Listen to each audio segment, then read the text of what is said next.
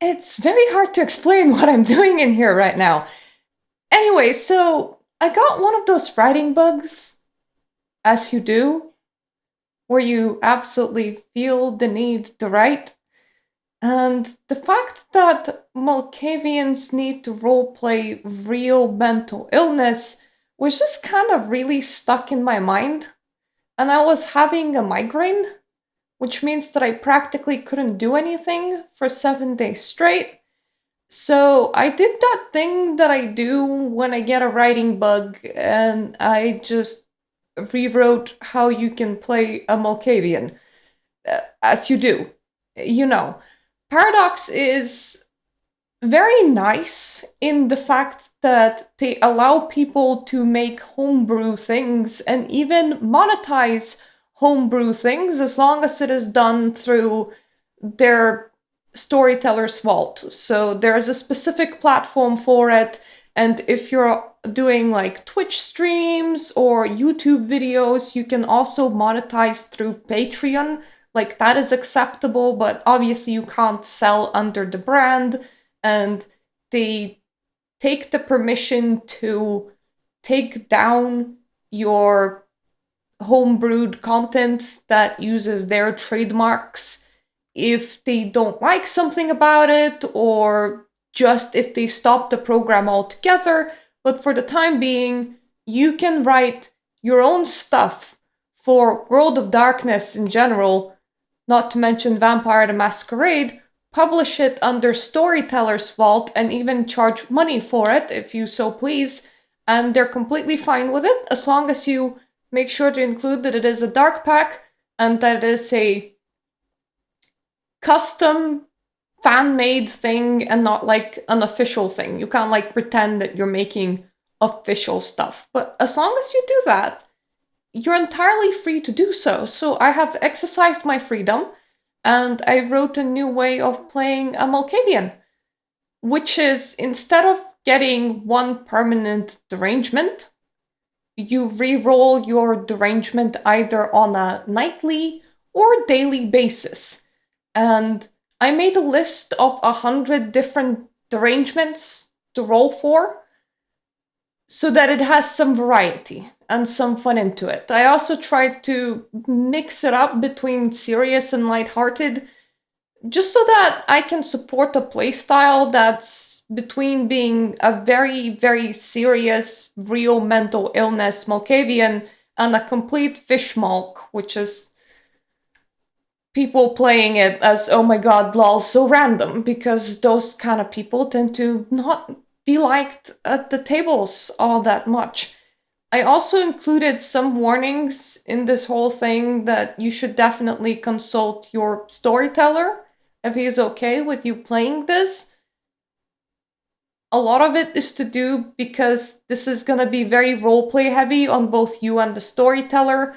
And then you should also probably discuss it with the table because I don't know, maybe somebody at the table doesn't like a couple of numbers that are on here that you can roll from, and they would take offense or get upset about you role playing your character in that specific way. And the thing about playing with other people is you want to keep that social cohesion, so these kind of things, they're better when they're discussed with everyone else. Now, this video was just kind of to tell you that this whole thing exists, and then I called it Malkavian Madness, stuck in the network. But also, I am about to read 34 pages to you, which is the whole thing that I wrote. I know it's not that long, but it wasn't supposed to be very long. It was supposed to serve a purpose. And I think I am satisfied with what I made, but it's kind of sad to make something and be like, there, me.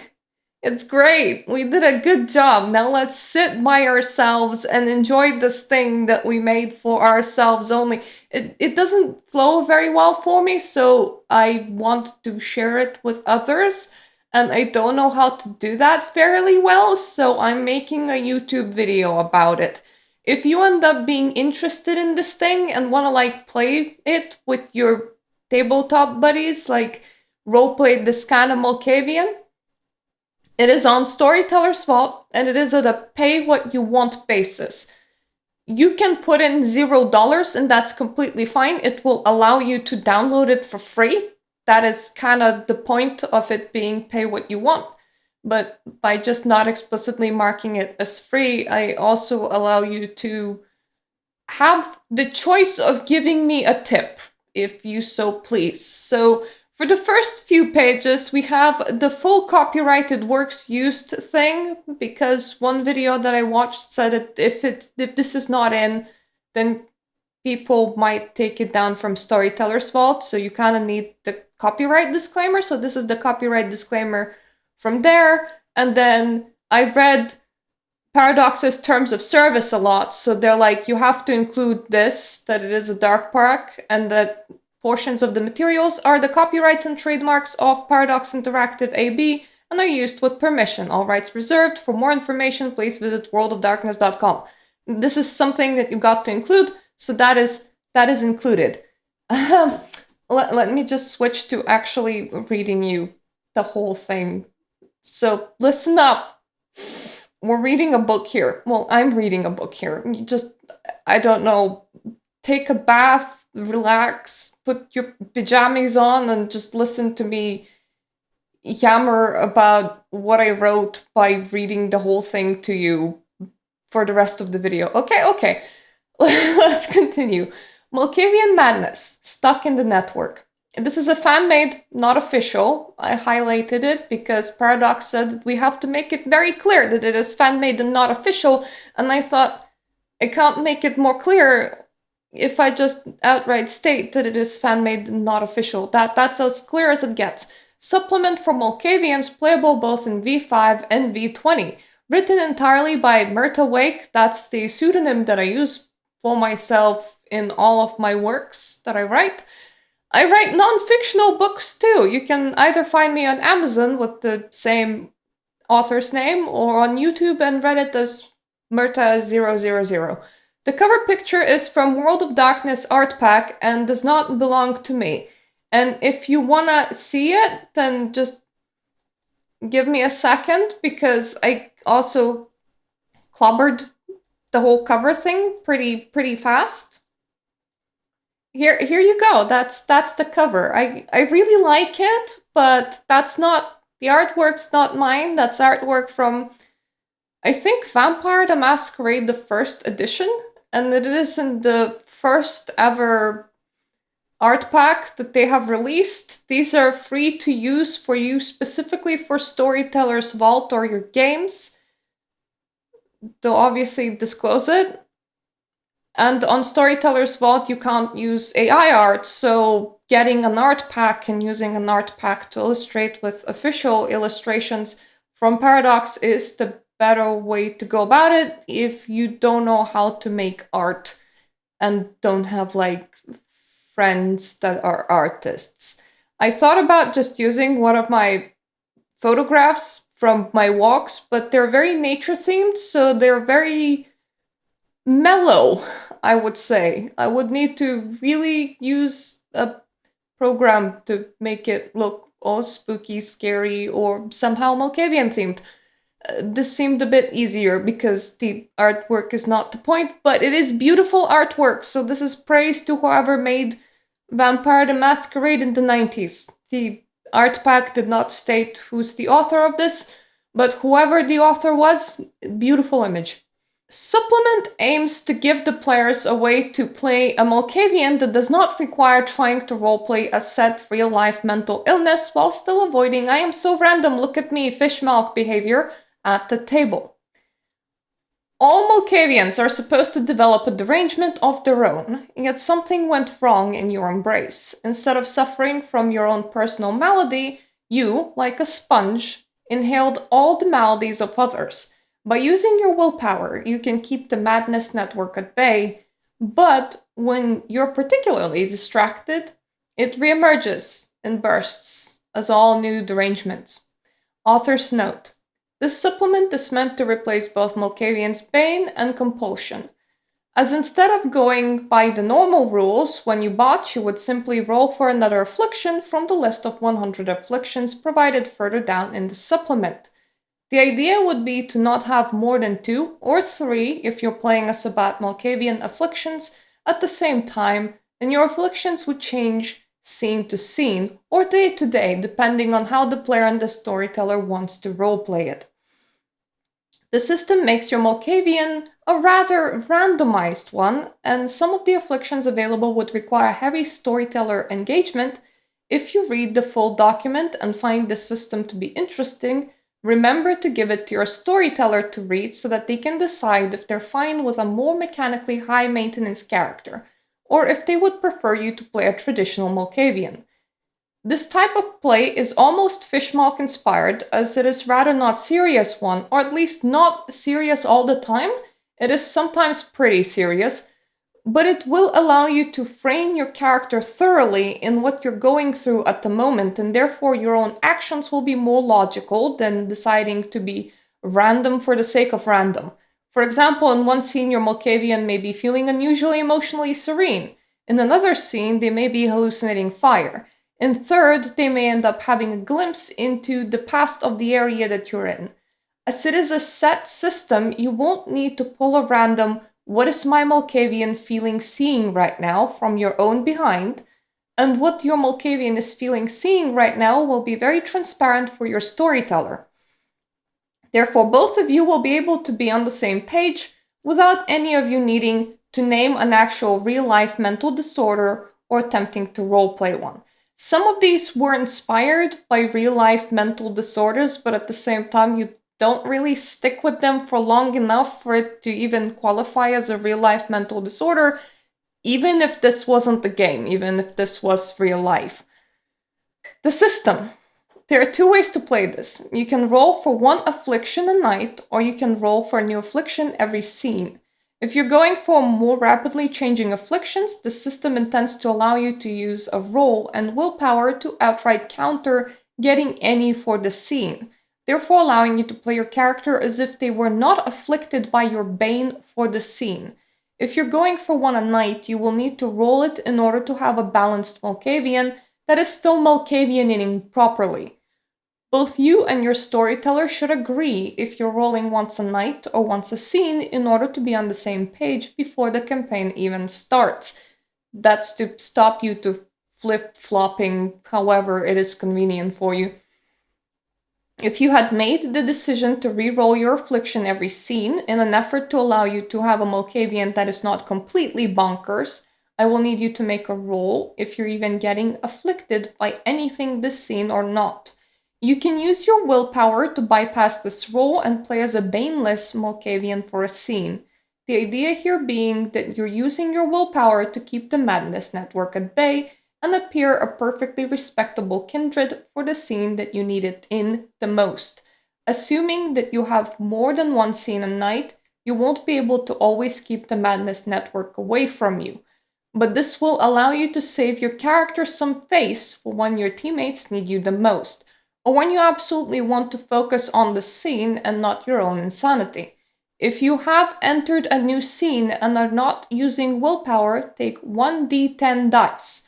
1 dice with 10 sides, and roll it. So, in case you have never seen 1d10 dice in real life, it's a thing like this, and I am showing these right now because they're absolutely gorgeous. And the game that I bought these for is no longer ongoing. It has stopped quite a while back, mostly because our storyteller really didn't want us to continue after a while. They kind of fell into a funk and just didn't really feel like playing like Storyteller anymore, which is a shame. And the other games that I'm in use virtual dice because they're virtual tabletops, hence I never get to actually bring out my physical dice, and it hurts because they are absolutely gorgeous. Dice collecting inside the tabletop sphere is a world of its own, so I highly recommend having some physical dice just because they're really, really nice to have. The base difficulty to pass this roll is 5. However, under certain circumstances, the difficulty gets modified. Safety. If your character is in a comfortable, well-liked environment where they feel safe, for example, their haven, take a -1 to that difficulty. Mental modifier. If your character has something important on their mind that is distracting them, for example, there has been a recent argument or their touchstone is not doing so well. Touchstone is a V5 only thing and it is a person that you're supposed to really care about. Or anything else is going on in their life, add +1 to that difficulty. However, if your character is actively stressed about something, not only distracted, so you're going into a dangerous scenario, or they're actively afraid of the scene that they're going to, raise that difficulty to +2 instead of +1. The whole idea is to make this roll a fairly difficult one, and you're only rolling one dice, so it's either succeeding or it's failing, just so that it would push you into using your willpower. And as you're only regenerating one willpower a day, unless you're playing your character really well and fulfilling certain conditions, then your storyteller will be awarding you willpower. You can't be using your willpower all the time. You're not supposed to really have Malkavian that is entirely baneless and without any kind of affliction.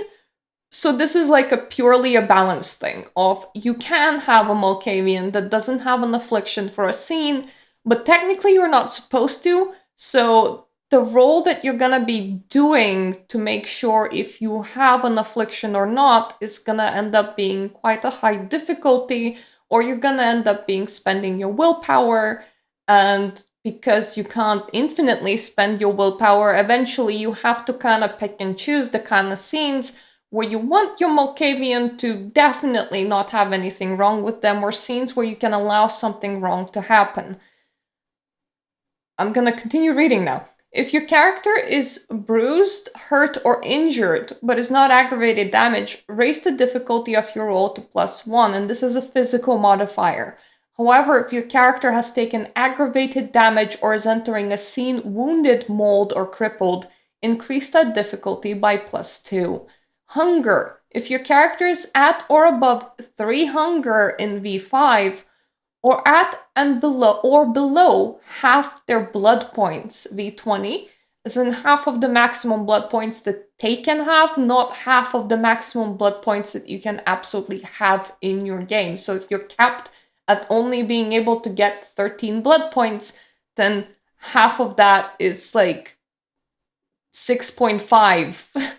You can either consider that to be 6 or 7. You can always skew the numbers in your own favor there a little bit. Increase the difficulty of your roll by +1. Your difficulty to pass the roll can never exceed 8. So if your character is gravely wounded, very stressed and hungry, consider the difficulty to be 8. You cannot have more than one modifier of the same type at the same time. So for example, if your character is both stressed and distracted, the difficulty will increase by +2, the modifier of being stressed, not 3. However, you can have modifiers of different types affecting you, so if you're inside somewhere safe and comfortable, but your mind is distracted and you're hungry, your difficulty will drop by 1, then get raised by 1, and again by another 1, before you make the roll, landing you on the difficulty of 6. If you pass the roll, congratulations, your Malkavian is not affected by anything for this scene. If you fail the roll, take a 2d10 dice as you're about to roll on your afflictions chart.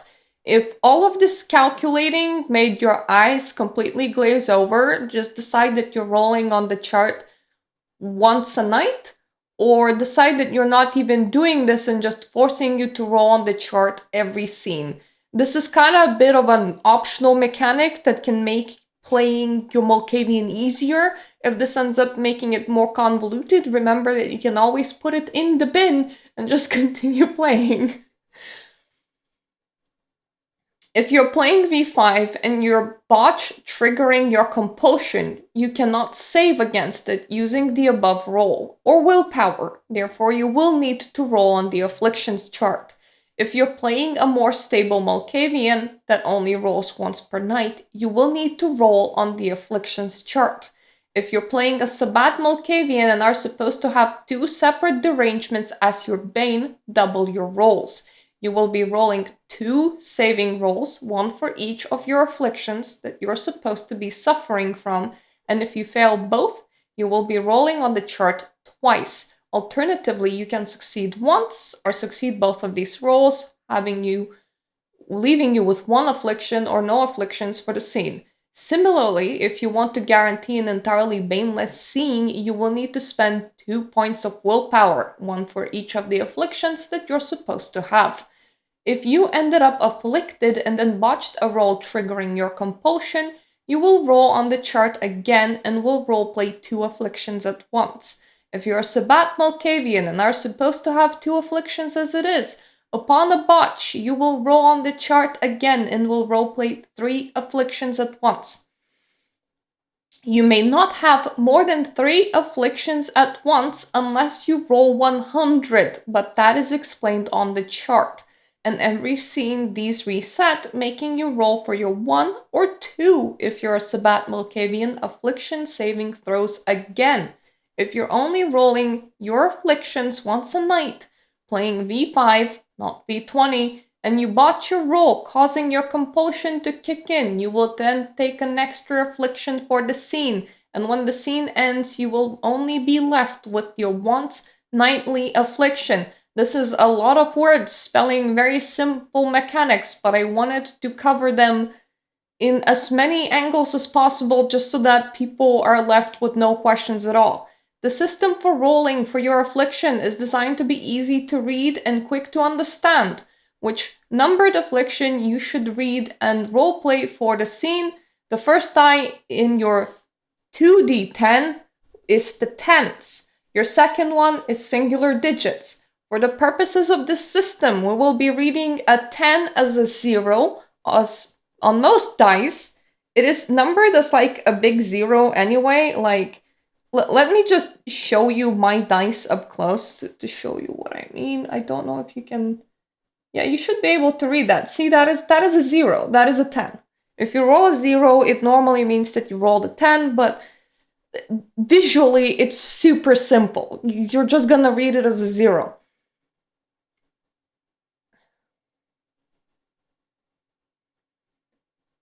The only complication is for point 100. If you rolled a 10 and a 10 on your 2d10, so you would be seeing 0 and 0 if you're rolling a pair of physical dice, read the affliction numbered as 100. Otherwise, rolled a 0 and a 9, that's a 9. Rolled a 2 and a 6, that's 26. Rolled a 4 and a 2, that is 42. And when I say pretty simple, I literally can just illustrate. Like, take 2 dice and read a number. Like, this should say, like, 10. That says, like, 18. It is... If you have eyes and you see 2 numbers in front of you, just, like, literally read them unless it's 0, 0. In that case, that is 100. Just pretend that one of those 10s is actually a 10 and not a 0. I know that the whole 100 thing is a bit complicated, but for the rest of it, it's just you look down, you look at what your dice say, and it's literally like 4 and 4, well, that's 44. It's easy. In other words, just push your dice together. What double digit do you see? That's the number then you should read off the chart and apply to your character. Hooray! I hope it's easy enough to understand. Still confused? Do you have a singular 1d100 anywhere around you? Use that one and read the literal number that it rolls. If you somehow manage to roll the same affliction for the same scene twice, so if you're a Sabbat Malkavian and need to roll 2 afflictions for a scene, or if you botched your roll and triggered a compulsion, but your dice landed on the exact same number as the previous one, add a +1. I know that plus is hard to read, but that is because I am using this is Microsoft Edge. I use it to read PDFs. I read PDFs in dark mode because I hate staring at a white page of paper. It makes my eyes hurt, and that can trigger a migraine in me. So all of my PDFs that I read it with inverted colors, aka on a black page with white letters. It helps me. Unfortunately, with some things, it makes it hard to read. So that is not a minus, that is a plus. I couldn't see it, but I knew what I wrote, and this is me explaining it in case you're reading it with me on YouTube and get confused, even though I imagine reading it on YouTube is not the most comfy thing, so just, I don't know, go to the Storyteller Vault and download the actual document for yourself. It's free. If your dice landed on the exact same number as the previous time, add a +1 to your newest affliction and read the next one down the list. So if you rolled, let's say, a 44, and you roll again because you're supposed to have 2 afflictions in the scene, and your dice somehow by miracle land on the exact same numbers, because I mean, you have 100 positions on there. What are the chances of that happening? If it's like 44 again, just add +1, it's 45 now. Just read one down the list. And that's how you solve that problem. Welcome to the afflictions chart. The number is what you rolled. Affliction's name is what I called the affliction, and what the affliction does is a long-winded description of what the affliction does. So, if you rolled number 1, it's mimicry. Unconsciously, your Malkavian will start to mimic the inflection, way of thinking, and acting of another being in the scene. If the Malkavian is in the scene alone, the storyteller should ask the player which being is the most on their mind. This could be their high school teacher, their parents, their touchstone, etc. When the player gives an answer, the player should then try to act as if they were asking themselves, what would Jesus do? Except in this case, Jesus is being the being that was the most on their mind, the whole scene, or in case of rolling once per night, the whole night. Which being the Malkavian is fixated on should not change. So if they decided that they're acting as the local prince this whole scene, the player may not change to be acting as if they're acting like the local sheriff. This does not give the player delusions of grandeur. Therefore, even if they're mimicking the behavior of a prince and ordering other members of the coterie around as if they were in charge, they won't suddenly believe to actually be the prince. They're just unconsciously mimicking how a person that's in charge is acting.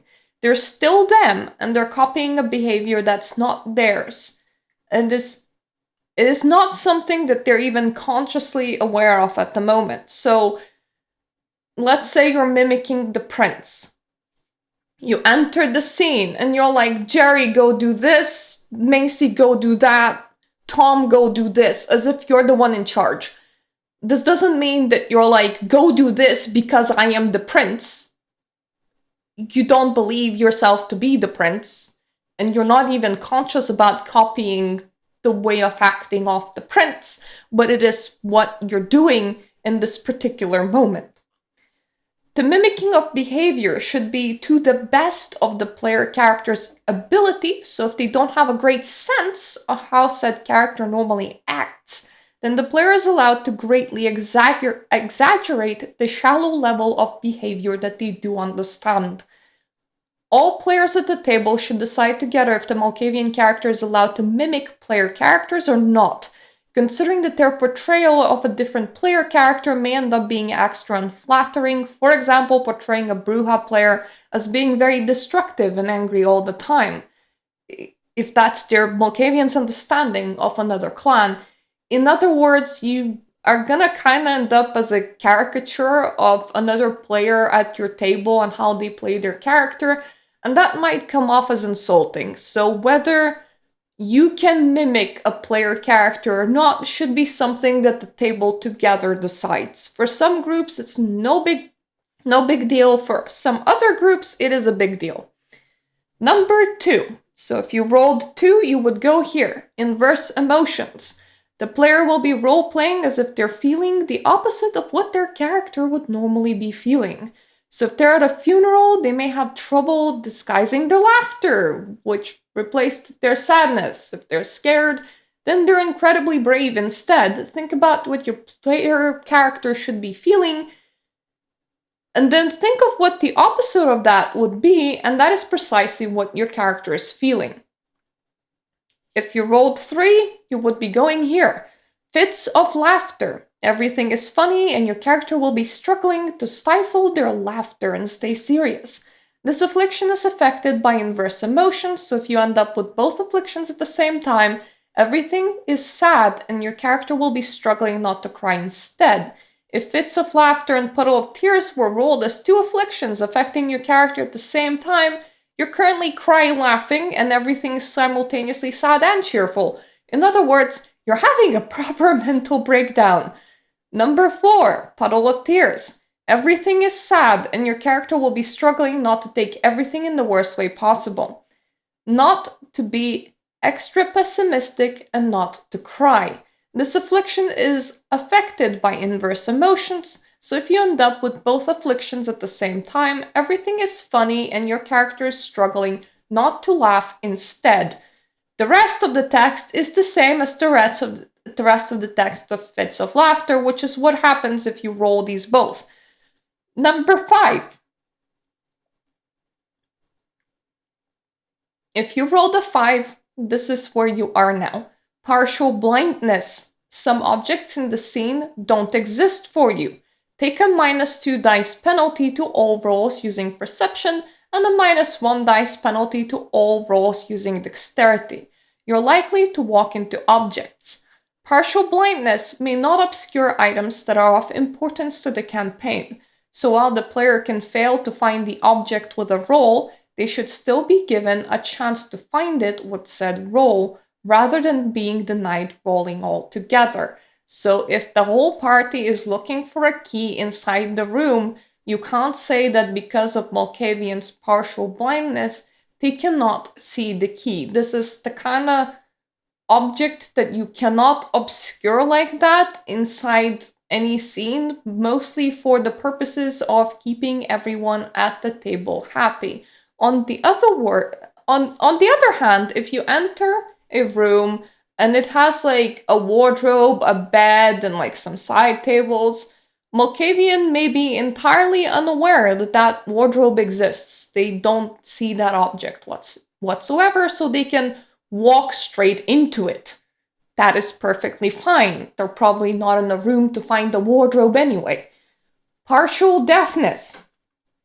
In any conversation, your character is missing a part of it. This could be whole sentences or parts of each sentence. You decide. Take a -1 dice penalty to charisma and manipulation, as you're finding it very hard to follow along with what is being said. When you're role-playing this, you would be missing like parts of a sentence and trying to answer something different than what the question ended up being, or you would be saying like, what? Can you say that again? And you know how roleplay, I can't hear you. Surely you do. Number 7. If you roll number 7, this is where you are. Glimpse into the past. Your Malkavian is seeing ghastly figures reenact what has happened in this area at some point in the past. Storyteller can use this as a chance to give the player some exposition, or can tell the player that they're being distracted by seeing entirely irrelevant scenes. If you don't want to deal with your high-maintenance Malkavian character and your story, you can't be like, 2 guys were arguing about cooking lasagna in here like a week ago, so that's what you're seeing. But you can also use this as a plot point of like seeing a specific event that matters a lot, either to the plot of the story or to the plot of the building that you're in. Considering that the scene that is playing out is visible and audible to the Malkavian, they should roleplay their character as if they're at least slightly distracted by said past playing out and are not fully focused on what is happening in the present. Glimpse into the future. Once per scene, so once, unless this was rolled as a night-long affliction, the Malkavian should be plagued by a vision of what will either occur to them, to a coterie member of theirs, or to the area that they're in. Once again, these are quite OP, so I'm giving storytellers an out with every single description. Storyteller can make this as vague or as direct as they like, and as relevant or irrelevant as they like. The Malkavian can glimpse anything from a pivotal moment in the campaign to them tying their own shoes in slow motion as they're getting up and getting ready to go out next evening. So while I'm telling the storyteller you have to give player information, I'm also giving the storyteller an out of that information does not need to be relevant. Just as with Glimpse into the Past, the Malkavian is somewhat distracted and preoccupied by this bizarre vision. Number 9. If you rolled a number 9, you are here now. A friend.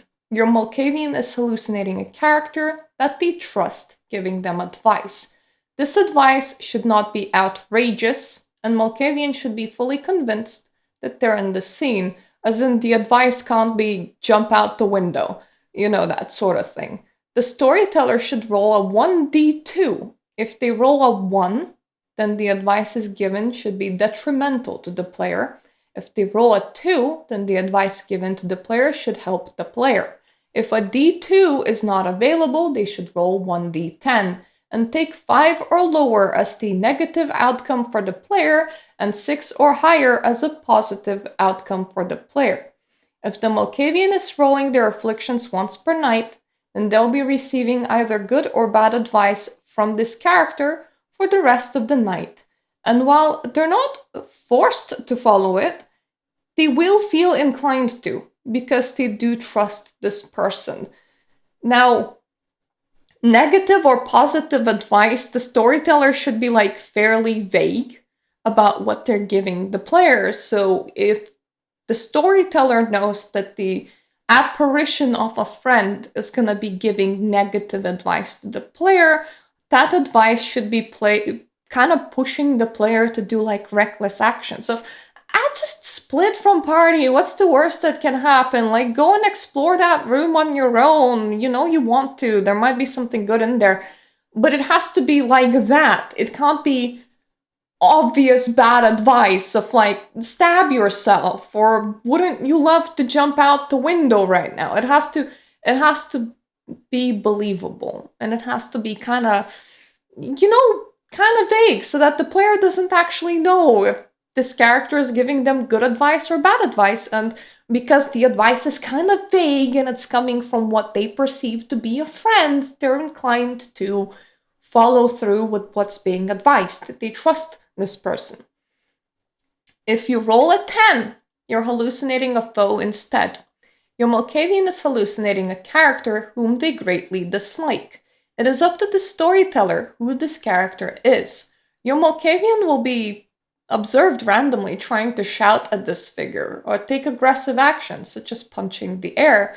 In extreme cases, the player can decide to try and shoot where they see this figure being, even if that means potentially harming someone else in the scene that they can't see because it's being obscured by a hallucination of their foe.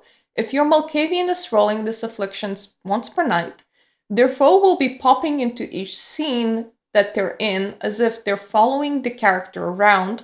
However, these pop-ins will feel natural, as in they arrive late by some minutes, as if they were tailing your Malkavian.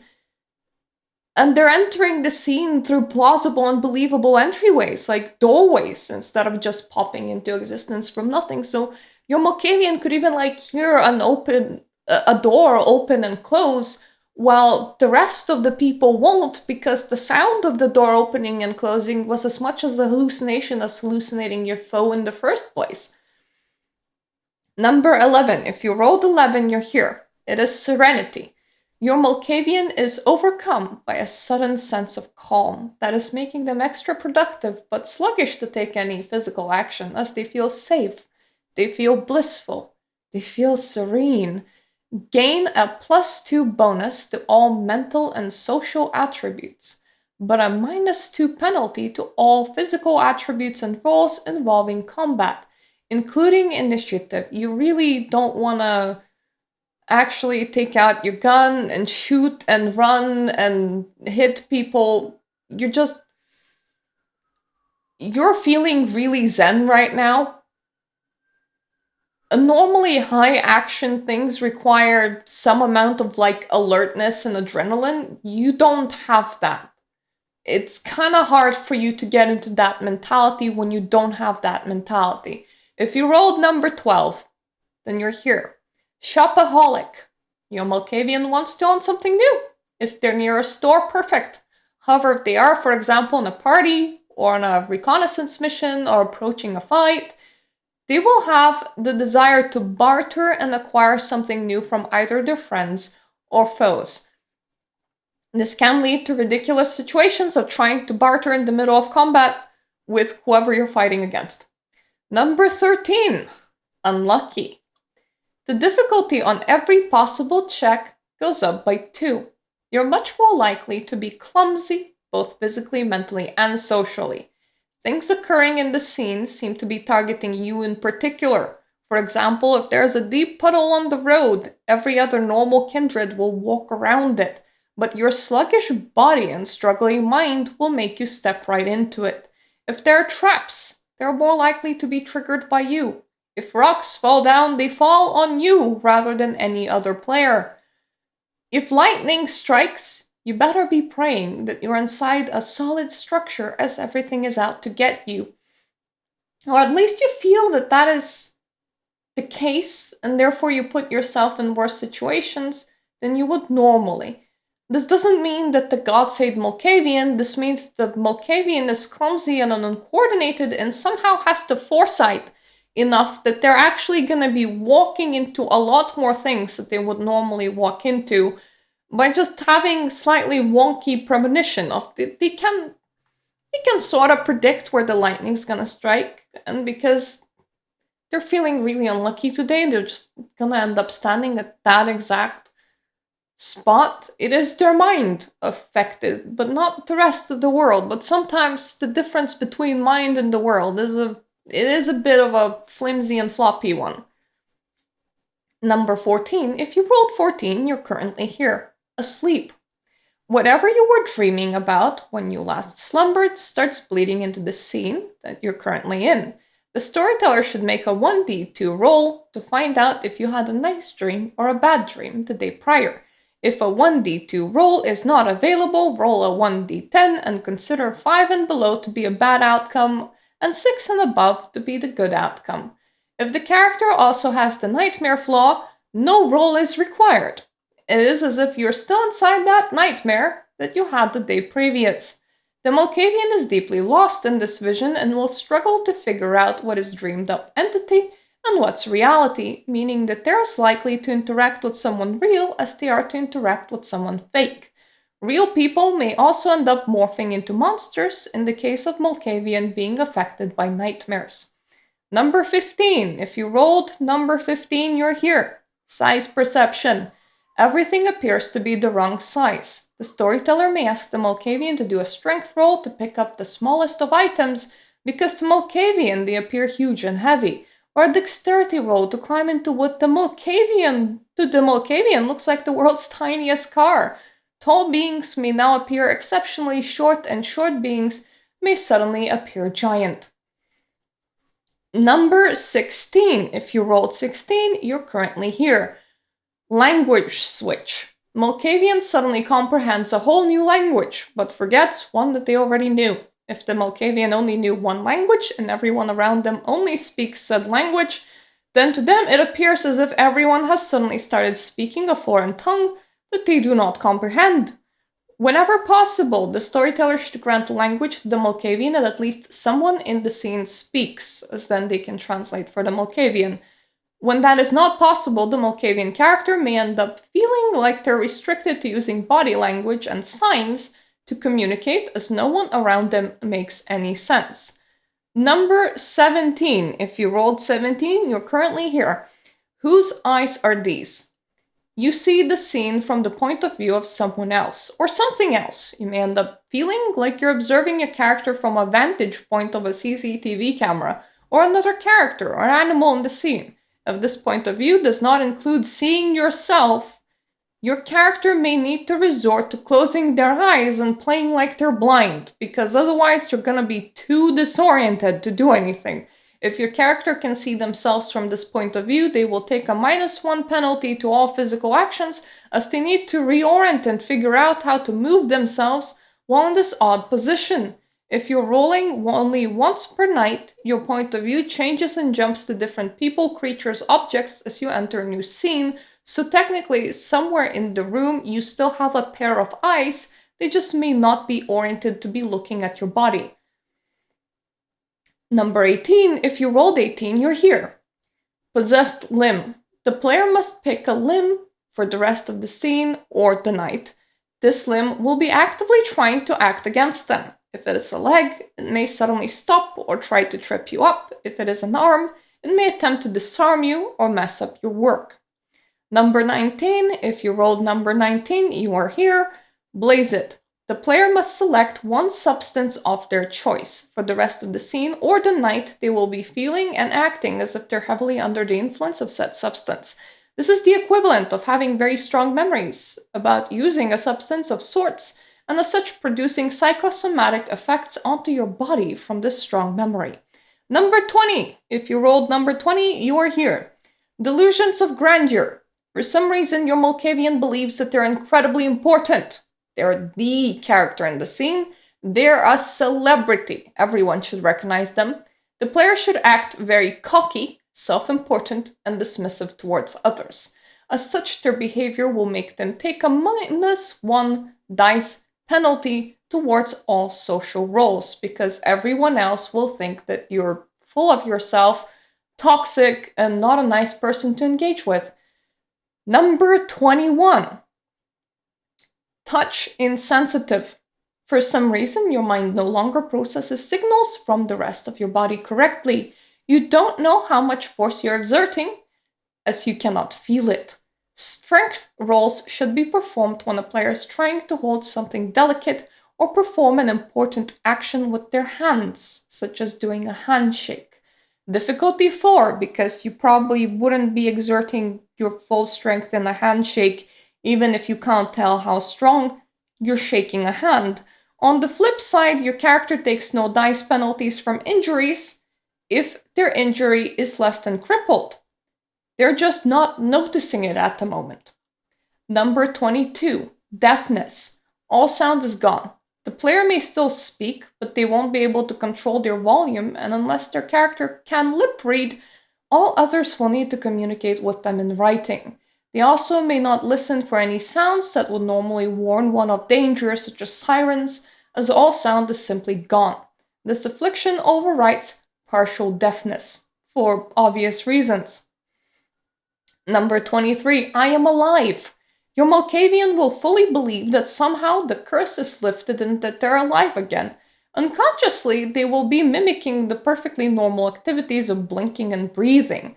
Therefore, even though they don't need to keep their eyes moist or lungs full of air, they will act as if they do. They may not feed in this scene, and if you're rolling your afflictions once per night, unless they are in a frenzy, or in V20's case, on 2 blood points or less, so like nearly dead, they may not feed tonight.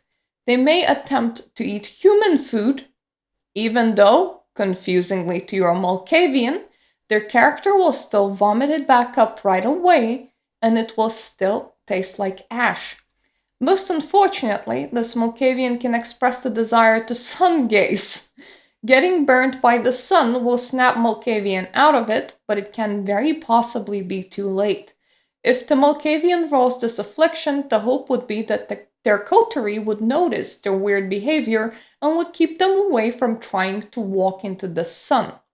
The player does not need to roleplay a desire to see sunlight if they don't want to. However, for all intents and purposes, their Malkavian fully believes to be alive again and should act appropriately. So you can put your character in unreasonably dangerous situations knowing that you may lose your character, because plot-wise, it makes sense. But you as a player don't have to. 24. Creepy crawlies. The player should pick a type of bug that personally does not terrify them. Their Malkavian is now seeing and feeling that bug everywhere. The bug is crawling all over. The Malkavian may end up scratching at themselves, trying to shake off the bugs, feeling all slimy if the bug normally leaves a trail behind like a snail, or be busy being entirely distracted if said bug to them is particularly beautiful. Could happen if there are, for example, seeing butterflies everywhere. Trying to eat imaginary bugs is a perfectly reasonable reaction if their character does normally sometimes snack on insects. Number 25, Phantom Pain. Your character feels pain even when there's nothing to physically be hurting them. They should be rolling with the same dice penalty as if they were injured. However, their character does not suddenly become injured because of this, so if they took damage, they would fill the slots as normal. If they're already hurt, then this affliction makes the pain worse by 1 all the way up to crippled. If they're already crippled, this affliction does nothing. Your character should be role-played as if they're injured and feeling pain in any part of their body of your choosing. Number 26, it's a musical. To your Malkavian, it sounds like everyone is singing their dialogue out, and of course, naturally, the Malkavian responds in turn by singing what they're trying to say, because when you're in Rome, act like a Roman. Try to fit in. If the player does not wish to sing themselves, they can simply state what existing song is their player mimicking while replacing the song lyrics with their current sentences. So, for example, my Malkavian says this to the tune of Britney Spears' Toxic. Of course, it's weird to literally everyone else in the scene, but to your Malkavian, this seems perfectly normal because to your ears, it's all music. Number 27, repeat. For the scene or the night, the player must pick a movement that their Malkavian must repeat in order to keep away the sense of complete dread. This can be tapping off the foot for a certain amount of times, every certain amount of time. This could be clicking their fingers or their mouth. This could be clicking a pen or closing every door that they encounter exactly 10 times.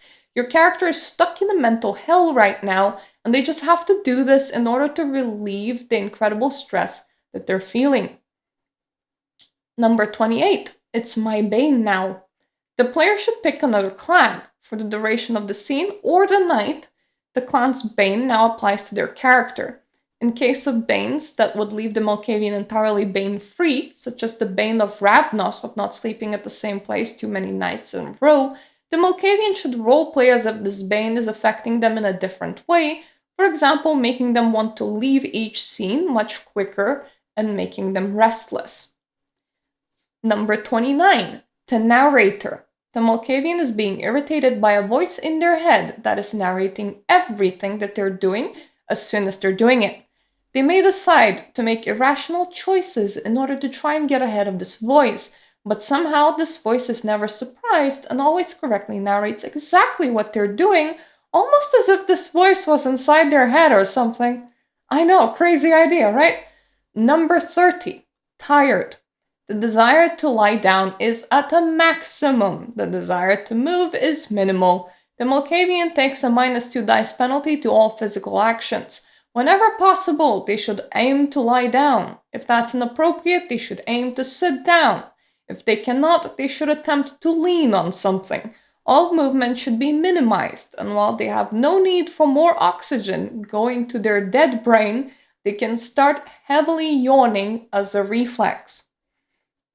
Number 31, black and white. Everything is black and white. If your Malkavian needs to recognize something by color or coordinate an outfit, right now that is impossible. If they need to recall the color of an object that they had handled before and must handle again now, an intelligence check must be passed. The difficulty of the check is influenced by how long ago the Malkavian has seen the object before. If it was 10 minutes ago and literally you entered this scene and now the world turned black and white, the difficulty is 2. It's nothing. You should be able to recall what it was. If it was a week ago, the difficulty can be as high as 7. This is like a very low-level affliction in general, but it can be used in funny ways, especially if you need to be doing something with like complex machinery and people like cut the red wire. You're like, what? 32. Weird insights. Time and space has glitched for the Malkavian, and they're observing a scene happening right now somewhere else in the city.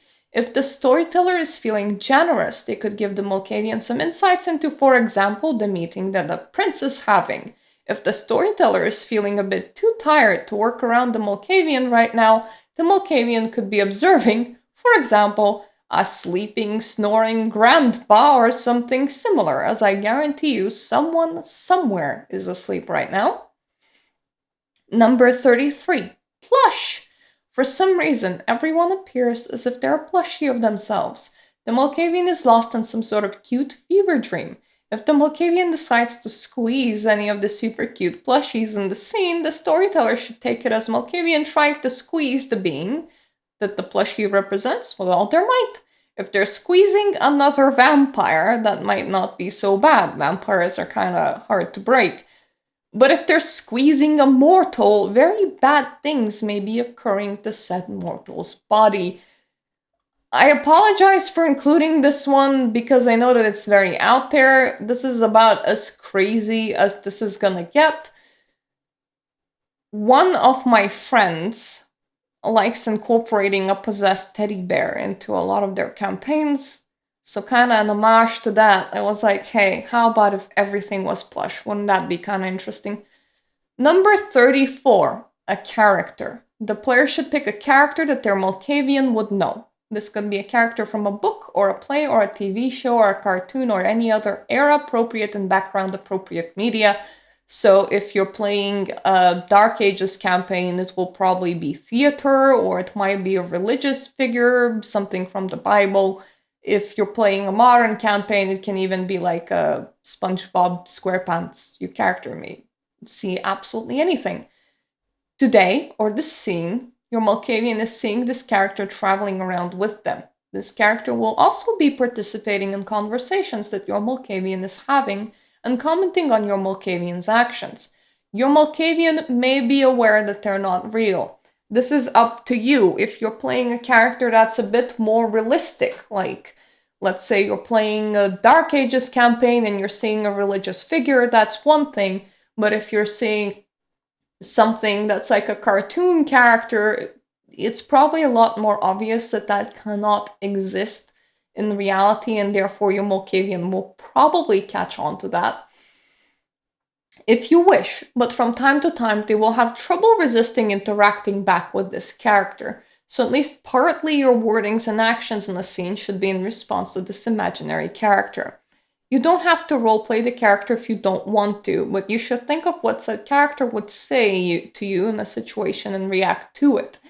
You should inform the storyteller what said character is, and if the storyteller wishes, they can puppeteer them and roleplay as them for the scene or for the night for you. So this is, you can like unload the whole responsibility for this insanity on yourself or on the storyteller. It depends if the storyteller wants to deal with it or not, because storytelling is hard as it is.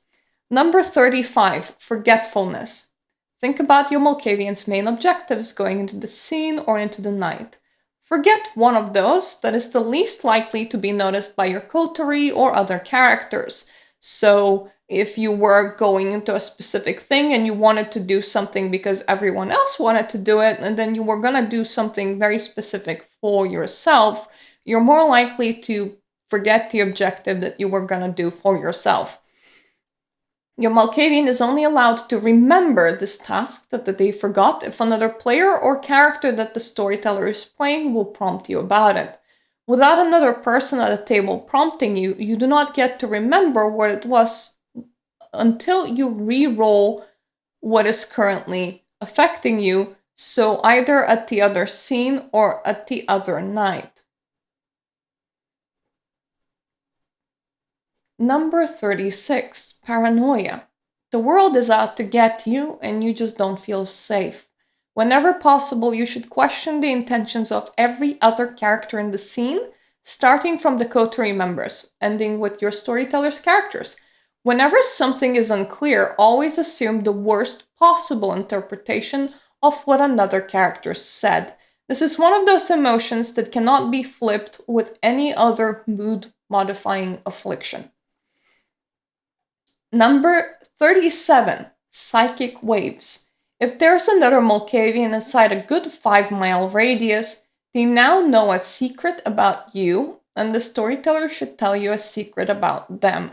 If there are no Malkavians inside a 5-mile radius, the spot either does nothing or the storyteller can tell you something relevant about another Malkavian engaged in your campaign in some way, even if they're many cities apart, in exchange for that Malkavian also now knowing something important about you.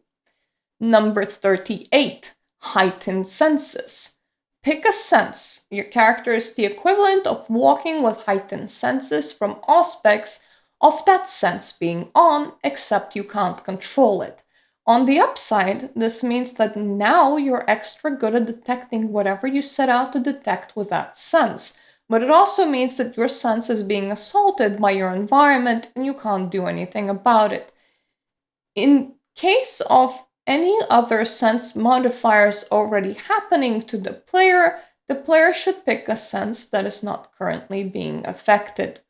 In case of picking a new conflicting sense modifier after this one is already in progress, and it happening to be the same sense, go with the newest modifier and let this one be cancelled out. Number 39, Indecisive Anxiety. Your Malkavian struggles greatly with making a decision. They can act on any straightforward instructions, but there are multiple paths to take or a definite answer that they need to give, they will freeze. So if someone in the coterie is saying, go there, do this, that's very easy for you. You don't need to make any decisions. If it is up to you to decide what you're supposed to be doing or saying, then that becomes very hard. In combat, switching targets or approaches will paralyze your character and will make you skip one turn. Once you have locked on a target and chose an action, you can continue performing this action without any extra penalties, though. So if you're shooting target A, for as long as you continue to use your turn on shooting target A, it is alright. You can choose your first action and first target for quote-unquote free, so your character does not freeze up immediately upon entering combat, but they're very unlikely to be able to switch what they're doing unless you're okay with throwing one turn. If your character is in a talking situation where you need to make a decision, you should either avoid the situation entirely if possible, allowing a different party member to answer while looking like a deer caught in the headlights, or if the decision really needs to come from you, your character should take 30 minutes to finally decide it. So you cannot decide on the spot or answer on the spot regardless. So while other people will be playing out the scene, your character will be rummaging their brain whether the answer positively or negatively to a question that they absolutely must answer. Number 40, fear. Players should pick a fear of something that has a relatively alright chance of being in the scene or that they have a mediocre chance of encountering that night, if they're rolling their afflictions nightly. So no picking being afraid of clowns if you know that clowns have a 0% chance of ever coming up. They should now do everything in their power to avoid putting themselves in a situation that makes them face their fear. If they absolutely have to face their fear, they will be acting in the scene with a blanket -1 to all social, mental, and physical attributes when faced directly by their fear. So if their fear is a specific person, this penalty would only apply when facing that person. However, if they have a fear of heights and have to fight on a skyscraper, then that penalty will influence all of their actions. Number 41, aversion to feeding. If you're playing V5, then your Malkavian may only satisfy one hunger point in this scene, or on this night if you're rolling nightly. If you're playing V20, then you may only recover 2 blood points in this scene, or in this night if you're rolling nightly. The thought of feeding is really unreasonably gross to you right now. If possible, you would like nothing to do with it. This affliction breaks ahead of time if your character falls to 2 blood points in V20 or goes into hunger frenzy in V5. So if you absolutely must feed, this isn't an idea to starve your character to death. This is an idea of giving you a very specific restriction. Number 42. The answer to everything. 42 is the answer to everything. You have godly roles when it comes to investigating an area, perceiving things, or finding out information about someone. But not everything that you'll find will be relevant. Your roles stop being, do I find something, and become, do I find something relevant? So the storyteller always has to give you something when you're performing search roles or interrogating a subject, but that something doesn't need to be a valuable piece of information. So you can figure out what somebody's bra size is, but that's not gonna, help you solve a murder, that sort of thing. If the storyteller's generous, they can give you good pieces of information, but if the storyteller doesn't quite like that this is what's affecting you right now, they can give you really irrelevant pieces of information. Number 43, endless hunger. No matter what your hunger is at, your Malkavian will feel as if they're close to a hunger frenzy, even if they never going to actually frenzy on the account of phantom hunger. Your Malkavian should attempt to recover either 2 hunger points in V5 or at least 3 blood points in V20 in this scene, or if you're rolling once per night in every scene. Even if they're at full blood points or at 1 or even 0 hunger, they will still feel and function as if they're deathly starved until you have achieved this blood gain. So nothing bad will happen if you don't achieve this blood gain, but you will feel really hungry. Number 44, the poet. You feel a very strong compulsion to speak in rhymes. Therefore, everything that you say does need to actually rhyme. This one you do have to roleplay. So think about your sentences that you're gonna say ahead of time. Number 45, hyper-focus. Pick one thing that your Malkavian will be focused on this scene or this night. This can be some sort of drive to action. I must go and get to this hunter and destroy them, or this could be an obsession with a specific subject. I am only interested in trains today. Whenever possible, steer all conversations in the direction of your chosen focus and nothing else. If it is an action that you're obsessed with, then do not stop for any side objective whenever possible.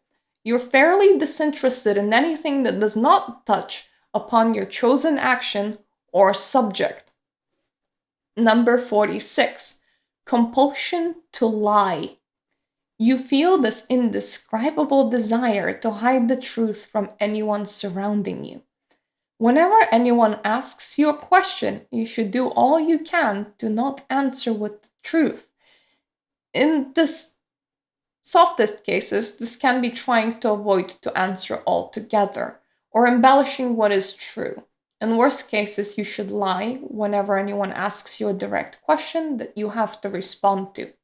Number 47, compulsion to tell the truth. You are physically incapable of lying. You don't know why, what went wrong, but you just can't force yourself to lie. You can choose not to answer questions, but if you're choosing to answer, the answer has to be the truth. In case where telling the truth would actively endanger the character, the player can roll a willpower roll at difficulty of 6 in order to not give the truthful information. For example, if a hunter is demanding to know the location of their haven. The Malkavian can choose to be vague, and as long as they're telling the truth, it's still fine. So, for example, if they're asked where they live, they can state on X street, and despite not being their exact address, as long as the statement is truthful, it works. If you somehow manage to roll both of these, this is one case where I haven't thought about it. Either alternate and know that one sentence has to be truthful and the other sentence has to lie, or try to give information that's neither truth nor a lie.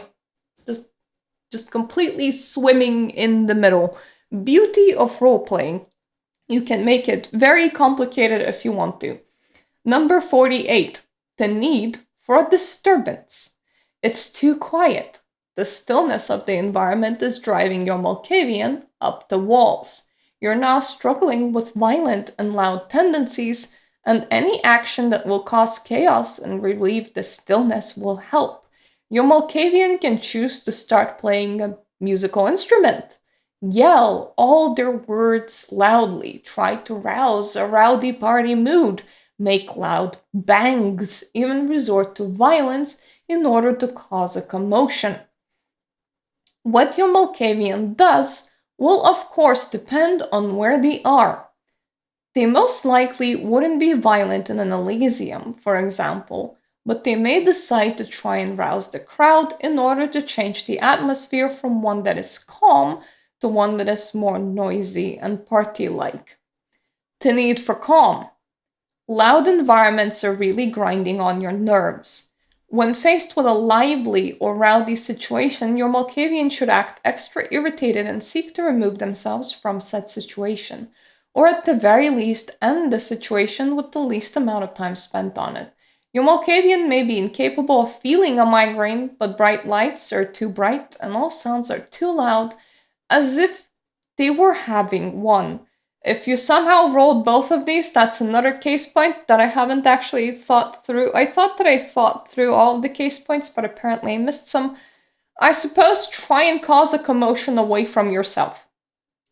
So the environment should be rowdy, but not around you. Number 50. Nothing happens. Nothing happens. Or does it? Congratulations, your Malkavian is afflicted by nothing and can enjoy a brief moment of respite. However, something else may have happened, and it is up to the storyteller to decide if the Madness Network has misfired in any other way and influenced other Malkavians. This is an out for the storyteller if they want to cause some sort of like surprise thing to the environment that your character is on, or nothing happens can literally mean nothing happens. Number 51, isolation. You need to be alone. If you have to suffer anyone's presence in such a proximity that they're 2 feet away from you or less, you will take a -2 to all physical, mental, and social rolls. If you have to suffer anyone's presence in such a proximity that they're in a 10-foot radius around you, but further away than 2 feet away from you, you will be taking a -1 to all physical, mental, and social rolls. If possible, you should seek solitude. Number 52, a need for company. Your Malkavian should not be left alone. They should do all in their power to make sure that they're always together with someone during the scene or the night. When other player characters really cannot spend time with the Malkavian will either prefer to try to befriend a random human on the streets to being alone, as their feeling of solitude is completely crushing them right now. If you somehow rolled both of these, try to figure out how you can interact with another person, another being, while also not having them in your immediate vicinity. Phone calls is a good solution, if you ask me. Just like have your character on the phone the whole scene. That is a possibility. Or if phones are not available, be yelling at that character from like the downstairs of a building while they're inside a building or something like that. You don't want anyone too close to you, but at the same time, you're lonely. Number 53. Illiterate. All written information looks like a jumbled mess. In this state, your Malkavian may not read or recognize any written words, including such simple things as street names. The jumbled mess that used to be words, over time, will look almost occult in nature. So if your Malkavian is proficient, they may ask the storyteller if they can use an occult roll with a divining technique, of their choice to try and determine what the written words are saying. It is up to the storyteller if they will permit the Malkavian to do that and what difficulty for the role that would be. 54. It's on the tip of my tongue. Select a group of objects, plants, animals, vehicles, countries, etc. This group should be wide enough but not all encompassing. All living things would be a group that's too broad, but types of Coca Cola would be a group that's too narrow, like Coke Zero, Coke Diet, that sort of thing. Your Malkavian has completely forgotten how anything in that group is called. They still remember what it is, but if they need to refer to anything in said group, they have to resort to describing what it is.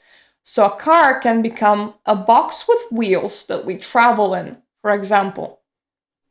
If someone reminds the Malkavian of a specific word, the Malkavian can continue to remember this word for the rest of the scene or the night, depends how often you roll your affliction, just like the norm, but this does not return the memory for the entire category. So, for example, if someone helps your Malkavian to remember a car, this does not mean that they remember what a bike is too. Number 55. My own reflection argues with me. Your reflections are talking to you. Whenever directly looking at a mirror or any reflective surface that you focused on too deeply, roll a willpower save at the difficulty of 4 in order to resist getting pulled into an argument with yourself. If you fail the roll, you will lose 10 minutes deeply entrenched in a passionate debate with your own reflection, and unless you're threatened, you won't want to leave the conversation before you're done with it.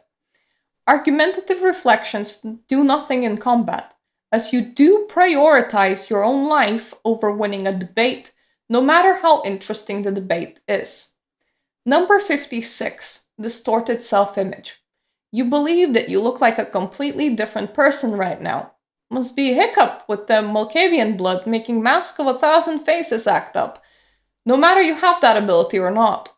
Your Malkavian may believe that you're fully disguised and walk into places, well, not in a disguise at all, especially if they do actually have a Mask of 1,000 Faces. Or they may introduce themselves to everyone that already knows them because they believe that they don't look like themselves. This does not affect your actual Malkavian's appearance, just their internal beliefs. Number 57. Unstable recognition. Try as you might, you can't actually tell apart the features of other people. You have no idea who they are. The only sense affected is sight, so the Malkavian can try and recognize others based on their smell or their voices if they wish. However, their ability to recognize and comprehend faces is just about 0 right now. Number 58. The face of death. Seeing any mortal makes the Malkavian have a premonition about exactly how they will die. Take a -2 to all mental and social attribute rolls when interacting with mortals, as you will need to force yourself to act while having horrific visions play out in front of you. You don't know if this is like a true premonition or if you're just seeing horrific images as well. So if the storyteller says that a mortal will die in this particular way, and if they don't, that is fine. It's just what you're seeing right now when you look at people that will actually eventually die. This does not apply to supernatural creatures like vampires because that would be way too disorienting and perhaps would give out like specific plot points, and we wouldn't want that. Number 59, a brilliant idea. Your Malkavian has a one-sentence thought that's greatly out of the left field. However, in your Malkavian's mind, this thought, whatever it is, makes sense, not only a great amount of sense, but feels like an outright breakthrough.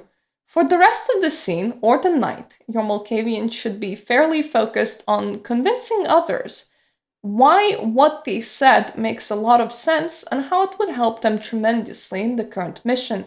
This brilliant idea can range from something as classic and generic as the moon is made out of cheese to something that is very vampire society specific, like why don't we breed blood cows that can produce milk blood out of, or something that's very mission specific. The idea can actually be grounded in reality, but it has to be based on rationale that no one with common sense would take. For example, if you're afraid that hunters will attack a party, the idea to burn the party down first so that they can't is not a reasonable one, which means that you can use this as your choice of brilliant idea here. 60. Everything is a sign. You have this bad feeling that everything is an omen. Repetitive numbers are following you, and the skies are trying to give you a signal. You're just not very sure what that signal is. Whenever you need to investigate a locale, or when a storyteller is describing where you are and what is happening around you, try to interpret your surroundings as an omen and decide if the omen is good or bad. For example, getting a green light at a stoplight is probably a good omen. Someone dropping their cutlery on the floor in a restaurant is probably a bad omen. Act as if everything that is happening around you is happening for a reason, and it means something for your future and for the decisions that you're making right now. Number 61, one frame at a time. All action in front of you happens at the rate of one frame per second, meaning that it appears almost like moving objects are teleporting, but at the same time, it is a lot easier to notice small details. Take a -2 penalty to ranged attacks, but a +2 bonus to perception. Number 62, their true face. Your Malkavian is perceiving everyone as their true selves. This means that instead of looking normal, these people look like their most prominent inner quality is getting exaggerated. A young, clueless worker that is trying to fake it till they make it may appear as a 5-year-old child wearing their parents' shoes. Someone that's charitable may appear to be leaving a path of gold behind them. Someone that's greedy may appear as if they're a dragon sitting on a hoard or similar.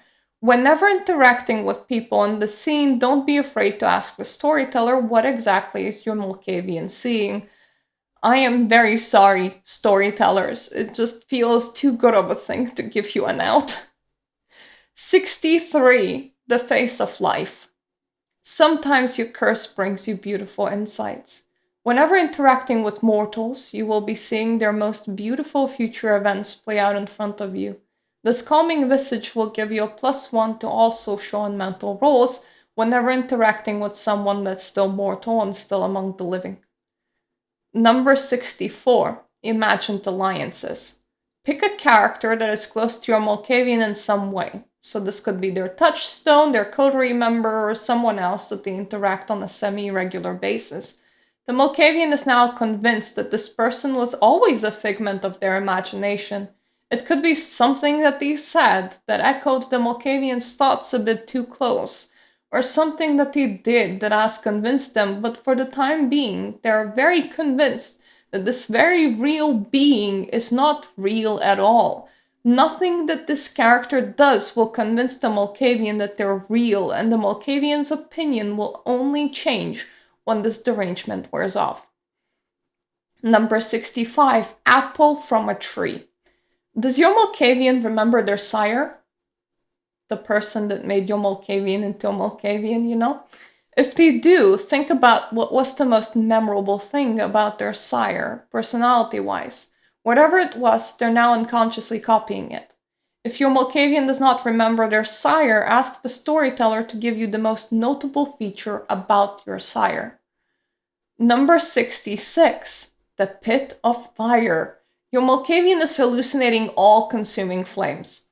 Wherever they look, they see smoldering fire slowly growing from a small contained flame to eating the whole room.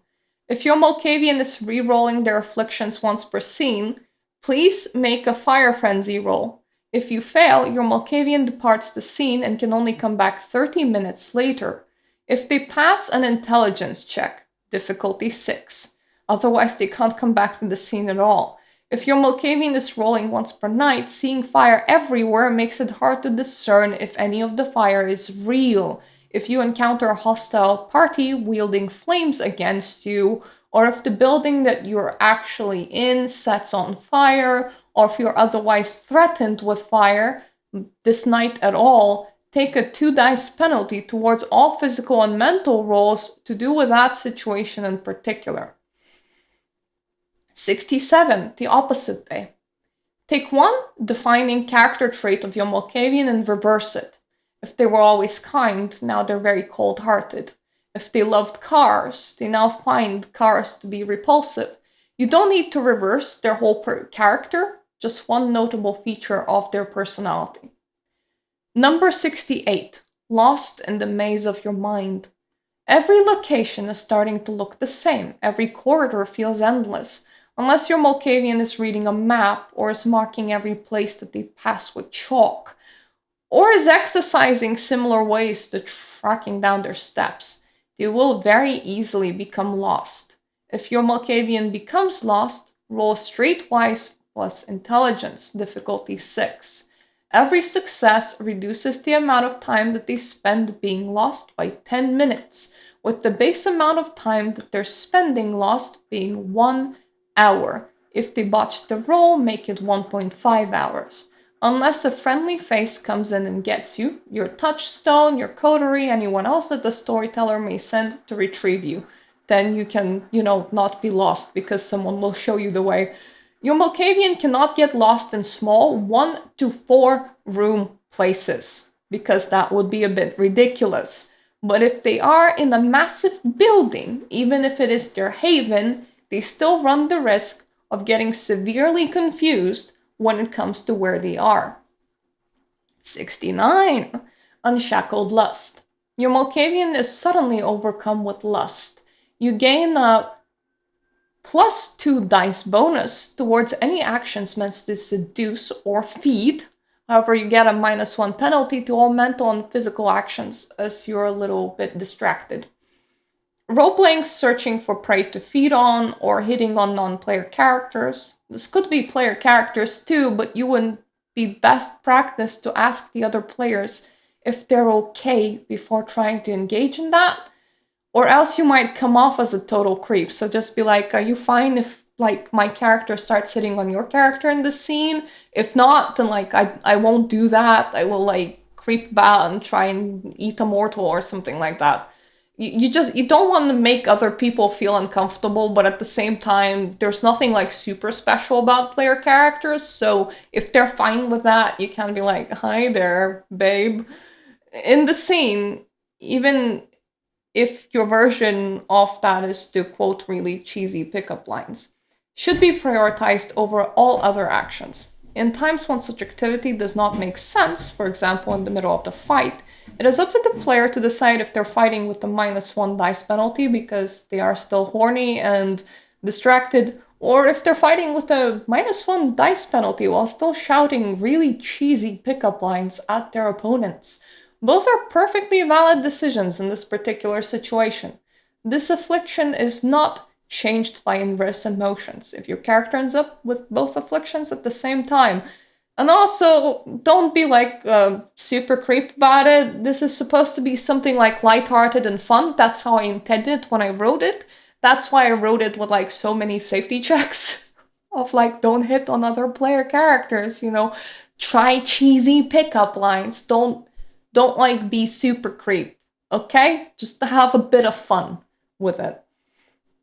Number 70, superstition. Remember the old tropes about vampires? Pick one. Your Malkavian is now convinced that it applies to them. This can be anything from needing to count rice if they're thrown at you, to being unable to cross running water.